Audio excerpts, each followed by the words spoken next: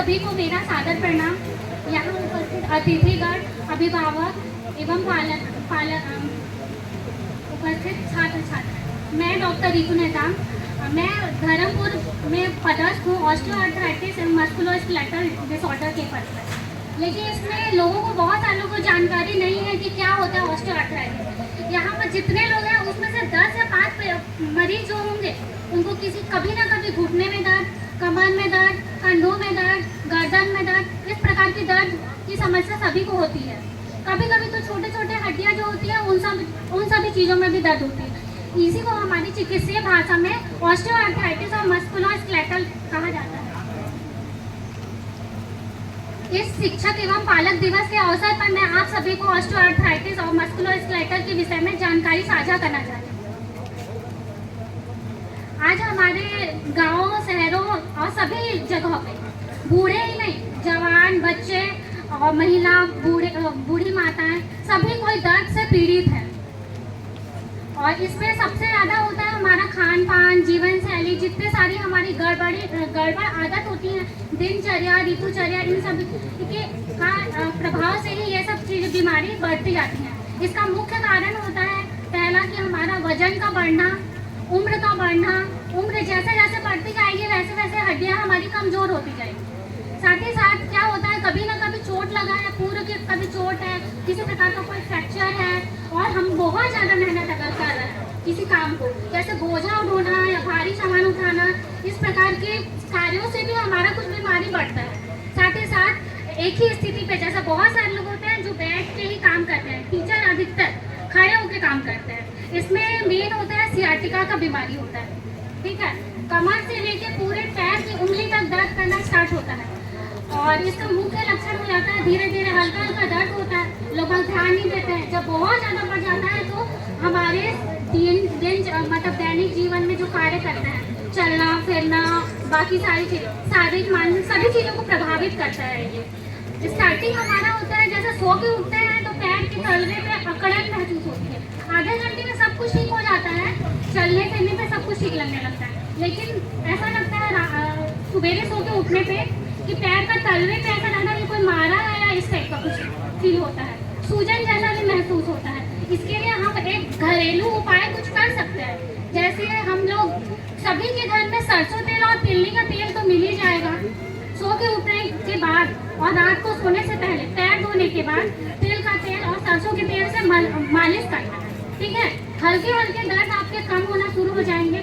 साथ ही साथ अगर आप ये तेल यूज नहीं करना चाहते हैं तो आप किसी भी नज़दीकी स्वास्थ्य केंद्र में, आयुर्वेदिक स्वास्थ्य केंद्र में आप जाके महानारायण तेल, नारायण तेल और प्रसारणी तेल, इस प्रकार के तेलों को ले सकते हैं। निःशुल्क सारी दवाइयाँ आप लोगों को मिल जाएंगी इसकी। साथ ही साथ हम लोगों को खान पान में जैसे कब्ज, बहुत सारे लोगों को गैस की समस्या होती है, पेट साफ अच्छे से नहीं होता है। पेट को साफ करना, नींद को पूरा करना बहुत ज़्यादा जरूरी है हमारी जिंदगी में। साथ ही साथ कुछ लोगों को तो दर्द इतना होता है कि पैर में सूजन जैसा हो जाता है, तो उन लोग ये कर सकते हैं, हल्का गर्म तेल को मालिश करेंगे। साथ ही साथ नमक को लोहे की कढ़ाई में भूंज के पोटली बना के रुमाल पे, सूती के कपड़े पे रुमाल बांध के अच्छे से हल्का हल्का, जितना आपका अनुकूल हो, आप जितना सह सकते हो उस हिसाब से आप हल्का हल्का मसाज करो उस पर, या तो रेत से करो या तो नमक से करो।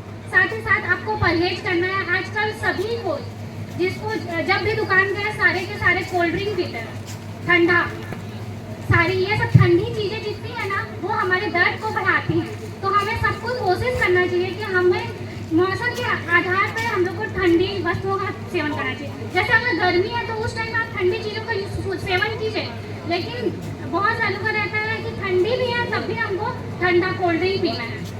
साथ ही साथ खट्टे चीज़ों का अल्प मात्रा में प्रयोग करने में हमारे शरीर के लिए लाभदायक है, लेकिन वही चीज़ बहुत अधिक मात्रा में अगर प्रयोग करते हैं आप तो वो हमारे शरीर के लिए नुकसानदायक होती है।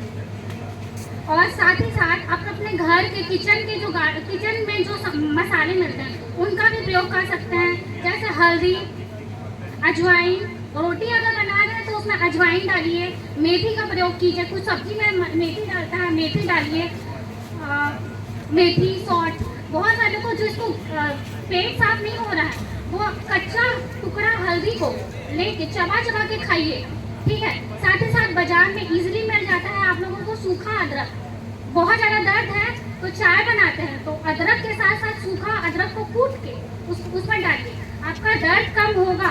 एक दिन में आपकी बीमारी नहीं हुई है तो एक दिन में इसका प्रयोग करने से भी ठीक नहीं होगा, इसको आपको लगातार प्रयोग करते रहना पड़ेगा और फिर धीरे धीरे धीरे धीरे ये सब चीज़ें ठीक होंगे। हमारे आप ये इन सब चीज़ों को जानकारी के लिए अच्छी तरीके से जानकारी लीजिए। आपकी सर जैसा सर आप लोगों को बताया जैसे प्रकृति के बारे में, हर किसी की प्रकृति अलग अलग होती है, उसी प्रकार आप जब डॉक्टर के पास जाएंगे तो आपको बताया जाएगा कि आपको क्या चीज़ परहेज करना है, क्या चीज़ परहेज नहीं करना है। ठीक है, साथ ही साथ आप लोग आयुर्वेदिक में जाए, मैं एक आयुर्वेदिक डॉक्टर हूँ तो मैं आयुर्वेद को ही प्रमोट करना चाहूँगी। तो अगर आप हमसे जितना छोटे स्वास्थ्य केंद्र में जितना बन पाता है तो हम उसी को इलाज करने की पूरी तरीके से कोशिश करेंगे। और जहाँ अगर लगेगा कि इससे बड़े स्तर पे आपको ज़रूरत है तो बहुत सारी संस्थाएं हैं, जैसे सूरजपुर में स्पेशलाइज्ड थेरेपी सेंटर, अंबिकापुर में आयुष विंग, जिला चिकित्सालय, आयुर्वेदिक औषधालय, इन सब चीज़ों में ठीक किया जा सकता है। लेकिन आप लोगों को ये शुरुआती लक्षणों को पहचानना है। ठीक है, आप जितना जल्दी इलाज करना शुरू करेंगे उतना अच्छा रहेगा, आपके शारीरिक मानसिक चीज़ों पे भी इफेक्ट कम पड़ पाएगा। क्या होता है, बहुत सारे बूढ़े लोग हैं हमारे आसपास जो घर में चल फिर नहीं पा रहे हैं दर्द की वजह से, या कहीं थोड़ा ऊंचे जगह पे चलना है तो उनको दर्द महसूस होगा, अंदर ही अंदर मानसिक रूप से तनाव थोड़ा फील होता है, लेकिन वो बहुत हद तक बात नहीं बोलते हैं। और मेरी आप सभी से आग्रह है कि सभी कोई दिनचर्या ऋतुचर्या के बारे में जानकारी लें और जितना जल्दी हो सके उतना जल्दी इलाज कराएं। जय धन्वंतरी, धन्यवाद। बहुत